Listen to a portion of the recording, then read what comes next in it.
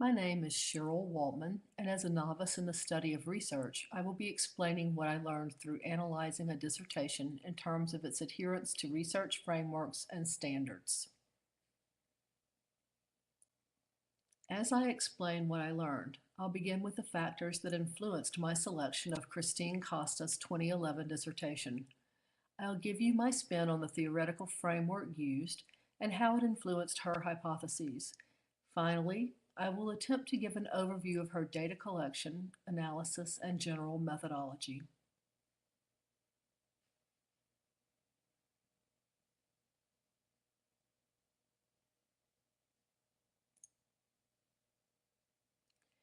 I have to admit, I was lost in the woods when searching for a dissertation. The selection process included ideation, search, deduction, and intuition. I had more questions than answers and felt ignorant about industrial organizational psychology.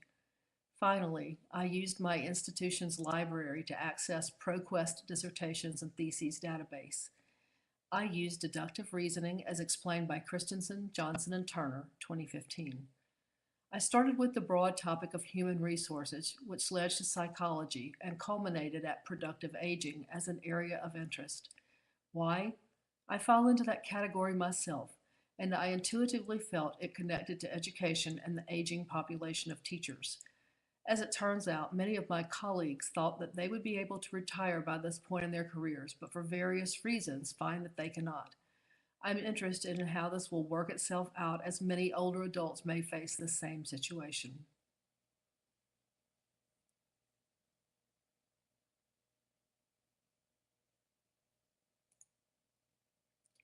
While I was in the brainstorming and ideation process, I realized that I had an underbaked plan for writing a dissertation. It was not only underbaked, it wasn't even in the mixing bowl yet. I felt clueless. Human resources seemed the right direction, but it could not be my endpoint. That's not really where I see myself headed. I utilized Google to search for possible topics in psychology and human resources. I followed various links, and one click led to another.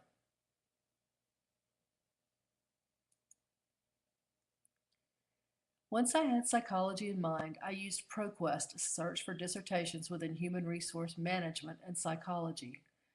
In order to narrow the search, I used deductive reasoning and topics I gained from my internet search. Before long, Christine Costa's dissertation on productive aging popped up, and it seemed tailor-made for my interests. I am a thinking and feeling person who tends to rely on intuition as much as any other method of discovery. I find that going with my gut works for me more often than not. After I read the abstract and scanned the first few pages of my chosen dissertation, I knew that my aha or eureka moment had arrived. I couldn't wait to read the document in its entirety. The dissertation chosen for my analysis was written in 2011 at Boston College. Christine Costa, now an associate professor at her alma mater, wrote Productive Aging in the Workplace, Understanding Factors that Promote or Impede Psychological Engagement in Work. The UMI number is included in the event that the reader might like to read this engaging material. It is important to place any written work within the proper context.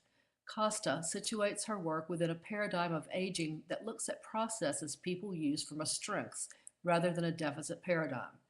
In Balta's 1990 selection, optimization, and compensation model, they posit that the aging select a focus of resources, optimize what they have for greatest gain, and find ways to compensate for declining resources.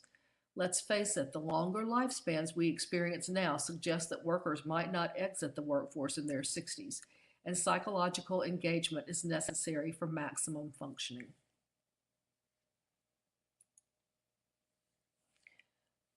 Following the framework provided by Christensen et al. 2015, I found that Costa's dissertation utilized several approaches and displayed many characteristics suggested by the text. Costa's work drew from over 200 references, most of which were from authoritative sources in psychology and social work. Logic of justification helped Costa to use theory to direct practice, and she connected her research questions and hypotheses directly to theory. Theory testing led Costa to start with theory and use deductive reasoning to conduct research. Costa utilized a correlational study using a data set from a prior study to seek connections between age and psychological engagement. Costa followed a quantitative research design with numerical results that were suited for statistical analysis. Finally, it was data-driven. There were extensive checks and balances that helped ensure the reliability and validity of the research results, according to Scollin, 2018.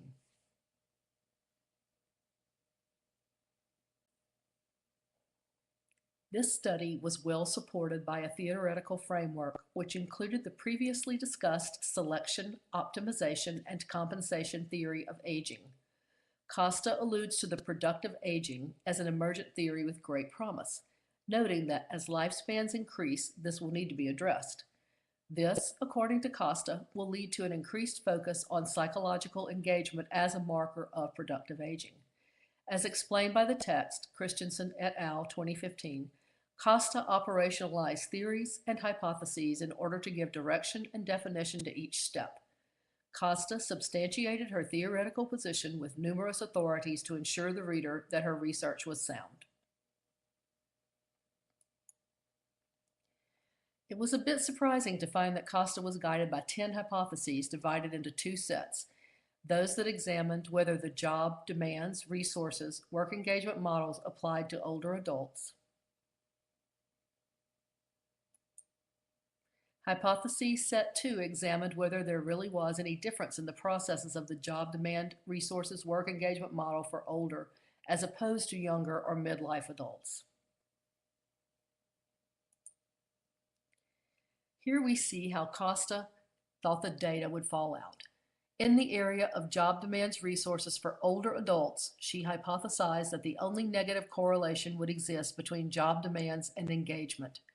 Job resources would modify the resources engagement relationship and show the strongest possible relationship with engagement.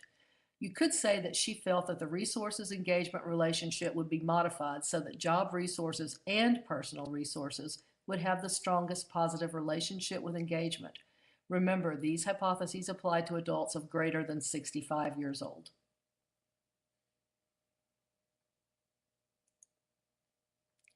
As for her hypotheses regarding theories of age and engagement, she felt that the data would demonstrate that older adults have a higher work engagement, while younger and midlife adults would have higher engagement in developmental opportunities since they are in the beginning stages of their careers. Long-term strategies carry greater weight. Older adults have less need to focus on long-term ventures, so a stronger association with the here and now of friendships, job security, and others will be more evident. Engagement will be stronger for older adults in high-demand conditions, and a positive relationship with job resources will exist. Even in high-demand, low-resource conditions, older adults will show stronger relationship and higher engagement. Using the properties outlined by Christensen et al. 2015 and Creswell 2012, I found Costa's dissertation followed a quantitative research approach. There was a need for explanation among variables. Costa looked to explain relationships and data for older adults. She more than met the requirement for providing a literature review justifying further study. Costa's hypotheses were based on two theories, that of productive aging and psychological engagement. Costa passed these three requirements of a quantitative study with flying colors.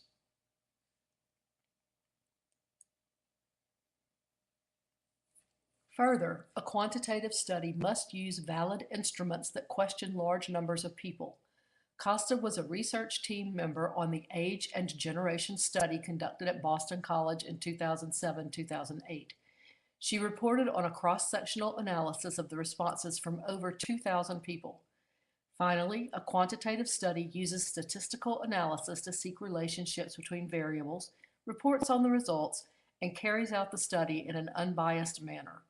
Considering all 5 markers on a quantitative study, it is clear that Costa met the requirements. Costa was able to use a large sample of over 2,000 participants in the Sloan Center on Aging and Work at Boston College study on age and generations due to her membership on the research team while in graduate school. When she used the data for her dissertation, she took a correlational design to examine relationships between age and other variables. I was curious, was the data her dissertation study with a 4-year gap between the study and publishing it? I was able to contact Costa by email, and she explained that the data was available to her, but the initial study was not designed to answer her specific research questions. She explained that she used a secondary analysis design.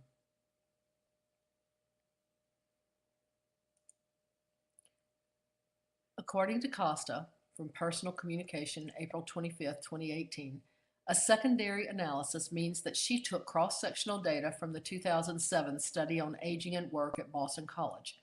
It was convenient and readily available to her as a member of the original research team. Statistical analysis was a key factor. Costa ran data through multiple analyses to determine correlations and lack thereof. After reading her dissertation, I determined that Costa used a pragmatic philosophical approach. She was looking for practical relationships that might explain trends and experiences regarding the aging workforce.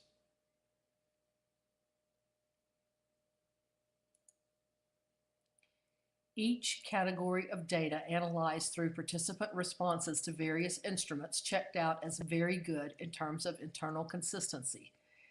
The instruments measured the intended qualities among respondents. The following scales were applied to the data: work engagement scale, job demands, job resources, personal resources, age.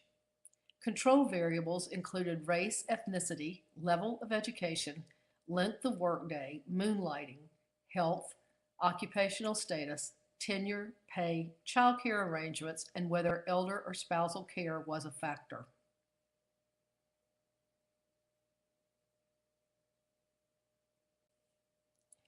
What is Cronbach's alpha?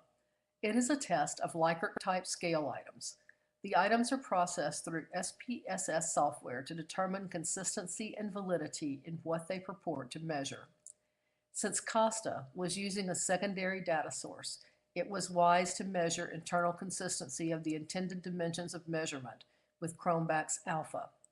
Since all of the items she measured were above 80%, Costa was assured of internal consistency.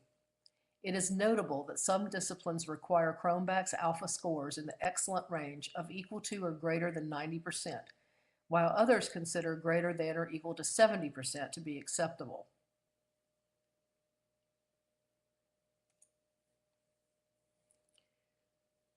I had never read mention of corrections in data analysis before. In fact, my prior studies in the early 2000s suggested that it was unethical to attempt to remove outliers. Apparently, the current zeitgeist allows for data correction to remove extremely high or low data points. Costa mentioned these factors in her study.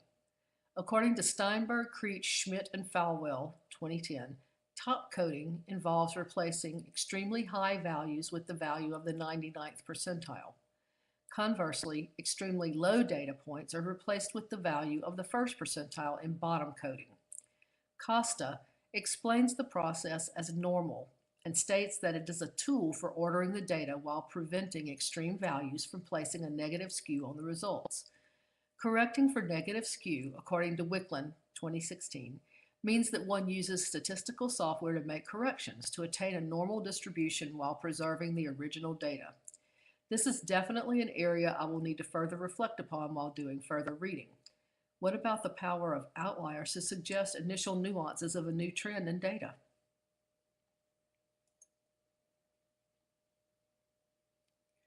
Thank you for your attention to my reflections on analyzing a doctoral dissertation. I've learned much through this exercise and garnered topics for future analysis and study. My interest has been piqued regarding the theory of positive aging and engagement. I am grateful to the author, Dr. Christine Costa, for answering my questions about her methodology. This is a list of the resources I use to illuminate my findings, which might prove helpful if the listener has further questions. Again, thank you for your attention.